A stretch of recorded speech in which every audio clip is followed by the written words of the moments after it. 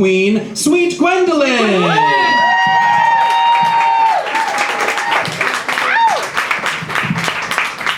Hey everyone. So, I spent my childhood growing up in the fundamentalist suburb of Homewood, Alabama. And for those of you who may have recently seen the election coverage between Doug Jones and Roy Moore, and seen a lot of people from Alabama being interviewed and saying basically just like mind-blowingly ignorant things, and you may have wondered to yourself, well, did they just go out there and just find like the most ignorant person on the street they possibly could find?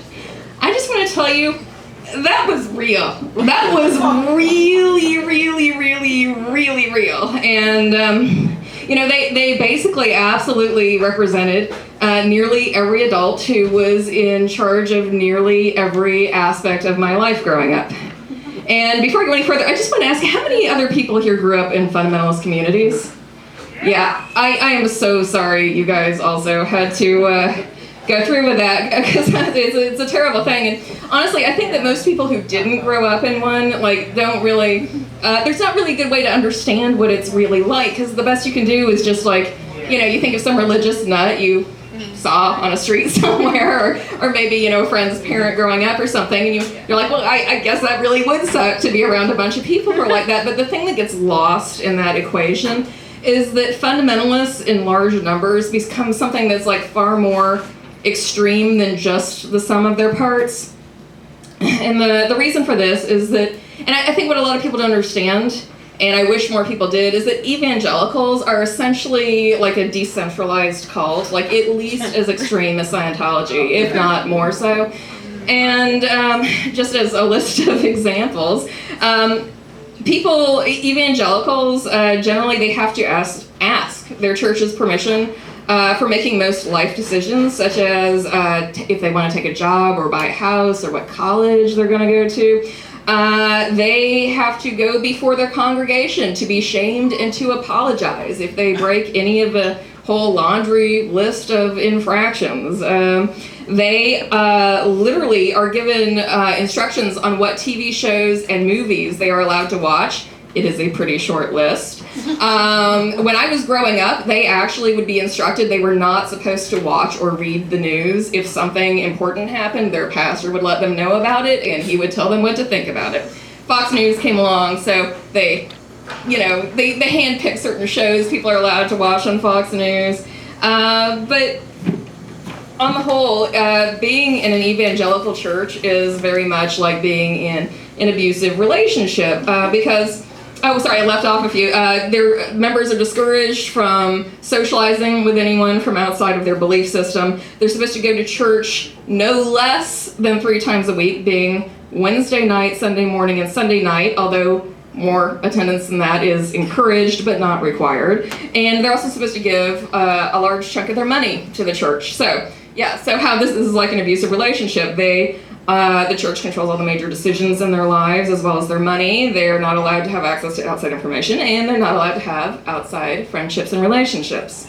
So, this is how all the evangelicals you saw on the news come to have these strange beliefs, because, they tend to believe things that are just not only just so fact-checkable. They are believing things that they shouldn't even need to consult Snopes or Google to know aren't true. And probably the weirdest one, and I saw this repeatedly in people being interviewed, including campaign managers and stuff, not just people on the street, was the belief that Doug Jones supported abortion at the 9-month point, and there was a slight implication he might want to make it mandatory. And this is real. They really believe it, but they're not allowed to watch the news or access information, and they just hear each other saying this, and it compounds the belief system. So I've compiled a short list of things that happened in my childhood that are the result of being around people who engage in this belief system. So, in 2nd grade, we had mandatory prayer before lunch in my public school. There were religious posters all over my public middle school. I was actually ridiculed before my class by my 7th grade science teacher for bringing in an article on mitochondrial DNA because if I read the Bible, I might not need science. We had prayer in public schools constantly and at school functions. I mean, it's hard to explain how religion just literally permeates every atom of the atmosphere there. And I think possibly my personal favorite was when the middle school guidance counselor called my best friend's mom because in 1986 we were among the very first Dungeons and Dragons players ever.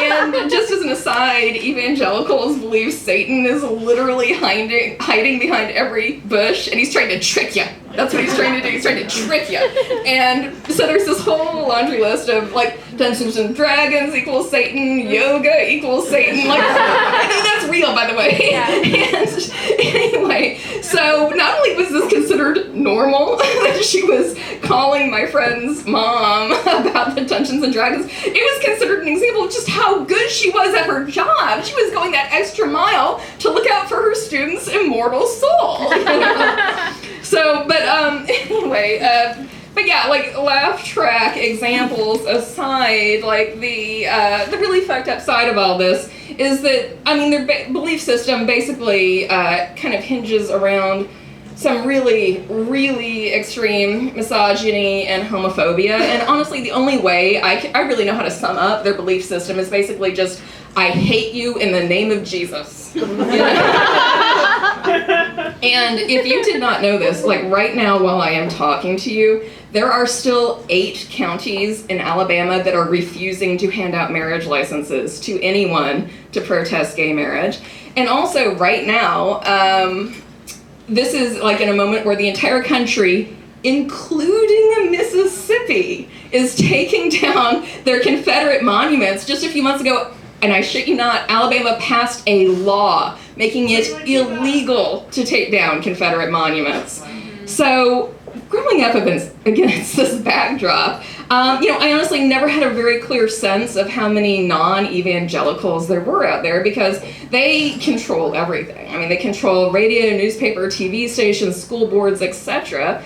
And they use these to basically both to normalize themselves as sort of like the universal standard of what's normal, as well as to silence and, more to the point, to punish people who do not see things the way they do.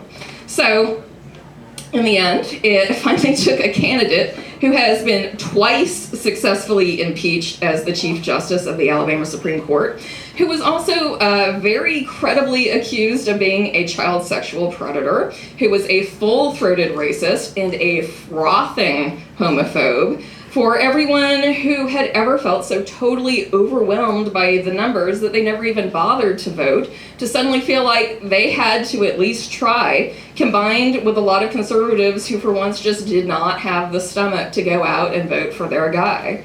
So I'm very proud of people like my mom, who spent months campaigning for Doug Jones and getting everyone out to the polls who she possibly could on election day. But, yeah, yay mom, she deserves it. She worked her ass off.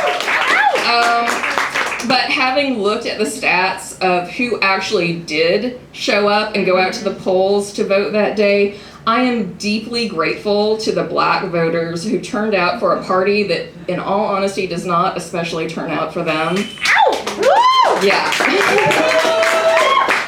And because what happened on that day is seismic. It is, and if you're not from there, it is hard to, I mean, I'm sure you know, yeah, that was really unexpected, but it is a seismic shift because that is the first suggestion in my life that I have seen that evangelicals, while still a very substantial force to be reckoned with, may not actually be quite the 100% majority that they like to make themselves out to be, so much as they are just the loudest and they are definitely the meanest people in the room. And so for those of us who are fighting these powers in the current administration can turn Alabama blue in a statewide race, then we can literally do this anywhere. And when we do. We need to demand accountability from our representatives to ensure that they are going to go to bat for all of our fellow others in society. And while we still have a lot of fighting left to do, I predict that, especially after the recent sweep of 7 transgender candidates into office, the next round of elections in this country are gonna be awesome.